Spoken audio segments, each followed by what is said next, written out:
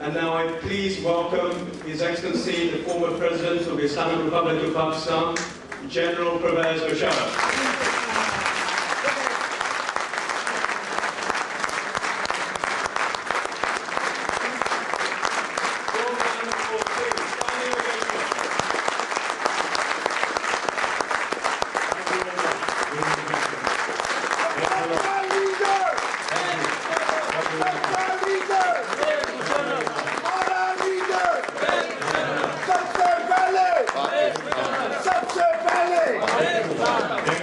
Please stand down. We've had a number of speeches. I don't want to deliver a long speech, but I certainly would like to open my heart to all of you. I thank, first of all, Akram Gil Saab, I thank Khalid Mahmood Saab, Aslam Wasan Saab, and all of you present here, and also especially our great leaders from Pakistan, like this here, I call him Lala. I call him Lala Nisar, who is sitting right with us. And all the others who have come from Pakistan and the United States to grace this occasion. I am extremely grateful to all of them. Ladies and gentlemen, without much ado, I was just sitting and thinking what I need to talk to you. Unfortunately, everyone knows about past history, who's been saying what, facts of what has happened. And they keep talking about that and cribbing or feeling happy, as the case may be. But I've seen seldom is it that one talks of the future, or what is the way forward. Okay, we've had these problems. You can't cry over spilt milk. You have to look at the future and give a way forward. That is the key to everything. That is vision. Now the question is, I am not going to talk of the past. We know what these leaders are. We know what Nawaz Sharif is. We know every one of them. They've been tried and tested and failed a number of times. You don't want to test them again, because Pakistan is in such a situation of external danger, that there is no room for experimentation. It may be available to others, but for Pakistan, this room for experimentation is not there. We have to deliver, and we have to make sure that Pakistan's security, Pakistan's progress, Pakistan's people's progress and well-being is ensured. There is no room for delay and no room for trials. So therefore, I am not going to talk of the past and what they have done, where the country is. You all know that. I would like to start by saying what I have seen in Pakistan. When I came in '99, I can tell you honestly, if in 2000 anyone asked me about Pakistan's future, I was in doubt. Honestly, I am telling you, I was in doubt. I used to think that this country is untenable. It is not doable. Because wherever I went, whether it's government corporations, ministries, everywhere the briefing used to start with total collapse, no money, loss of billions of rupees, billions in some places every month. So I started thinking it's not doable. This country is not tenable in itself. But then beyond 2000, 2001, 2002 and beyond, when we started dealing with it, I realized no, everything is available in this country. Everything is doable in this country. The failure is only a failure of leadership. Unfortunately, if our niyat agar sahi ho, and niyat has no translation in English, it is not intention. Niyat is something from your heart. Niyat, if your niyat is correct, God also says, Allah Ta'ala madad karta hai, aur theek ho jata hai maamla. Now, let us look at Pakistan. What does the country need? I have been all over the world. There are countries where there is no drought. water. We need water first of all. There is abundant water in Pakistan. Abundant. If we are not utilizing it for all purposes, that is our fault. God has given us abundant water. Fertile land, so that we can grow food for ourselves, for our animals, and export. There is abundant fertile land in Pakistan with 4 seasons. 4 seasons. Because of which we have the best fruit in the world, best vegetables in the world, everything is best in the world. And I am not saying it just to please yourself or myself, just because we are all Pakistanis. I have been everywhere in the world. I have eaten their fruit. No comparison of their fruit and Pakistani fruit. So therefore we have fertile land. Then there is the requirement of energy resources. A country must have energy. We have energy resources from all means. Water, the cheapest energy, hydroelectricity. We can today, in the capacity, and I have studied this, we can generate double the requirement of Pakistan through hydroelectricity, which is cheaper. Then we have coal. Coal is the next cheaper. Tremendous coal reserves in Pakistan.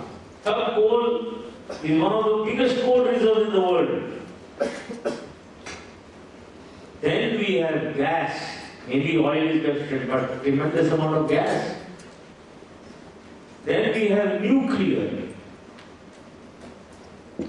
Allah Ta'ala ke fadl wa karam se we are capable of making nuclear power plants. And then we have alternate source, wind, sun. The only thing we are lacking temporarily, I would say, is oil. We have energy resources. Then we have natural resources. I don't want to go into details. We have the biggest, one of the biggest copper gold mine in the world, in Rikodi. It should come online in 2010-11. Because the Chilean and Canadians are working there, we got them there. The gold content is one of the highest in the world. We have got iron ore, we got all natural resources in Pakistan. And then we have human resource, human being, we have the brains. We are good at brains. I've been all over the world again. We are more intelligent than others.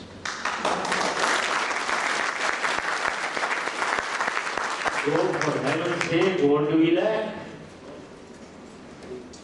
What do we lack? Leadership. Absolutely.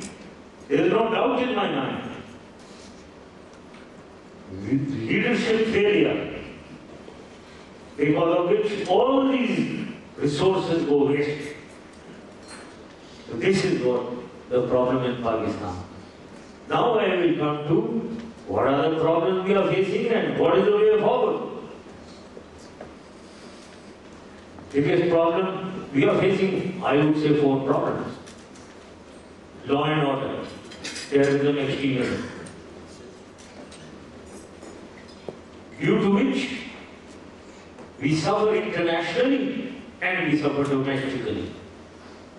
We live in a world where it is a globalized world. We are not living in a vacuum where we can do as we like. We are dependent on each other. So therefore, we cannot exist in our own make-believe world. Terrorism and extremism is the biggest menace. We have to control it. We have to defeat it. The second problem, so this was terrorism and extremism, law and order. Economy, economic downturn. Can it be turned again? I am 500% sure it can be turned again.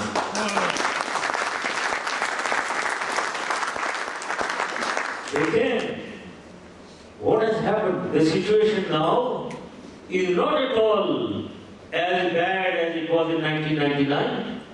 Our reserves are $400 million. $400 million. The issue, what has happened? Major flight of capital. Everyone, Pakistanis, have taken their capital out. Major decrease in foreign investment, investors not coming. Why? Because they have no trust, confidence in the government. Therefore, everyone ran away with the money. Nobody wants to bring money into Pakistan. So if you can develop only a trust and confidence in the government internationally and within Pakistanis, the same money will start coming back and our economy will start recovering. I am fully confident of that. Then the other issue is political instability, which has its effects on everything. You can't govern when there is no governance in Pakistan, there is only politics going on in Pakistan. As Fawad ने जो अभी कहा था कि किससे बात सुनिए भाई कि आप क्या फॉरेन पॉलिसी है, आपकी इकोनॉमिक पॉलिसी क्या है, how do you correct the finances, how do you correct our economic malaise, how do you deal with law and order?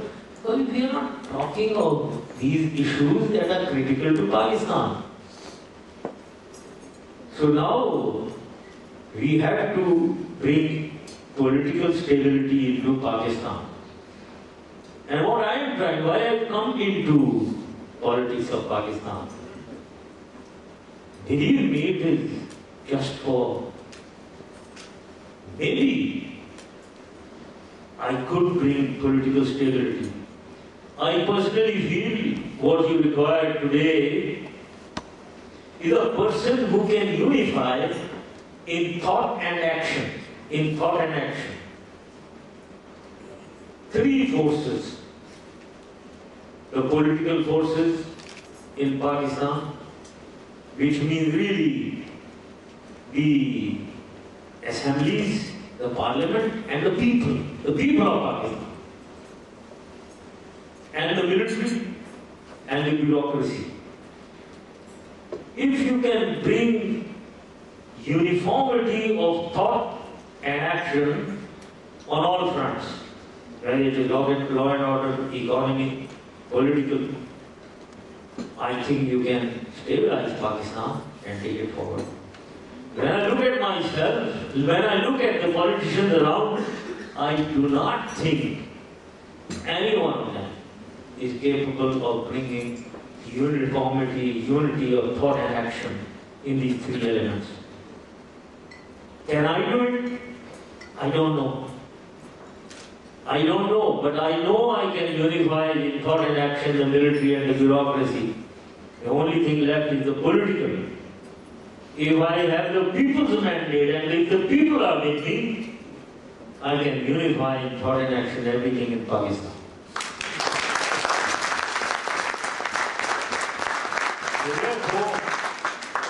So therefore, I thought, should I take the risk? Should I not? I think Fawad or Saf, they have both said, I am on lectures, I go around the world, they call me, they invite me, I've been to Hong Kong, I've been to Stockholm, I'm going to the United States, and then to Canada, and then to Nigeria. And I tell you, they pay me very well. So I can relax. I don't need to do anything. I can live here, I can live in the United States, I can live in UAE, I can live in Saudi Arabia. But I thought, there is something about self, about myself. My wife thinks that I am putting myself in danger. So I don't mind putting myself in danger for a bigger cause, a higher cause.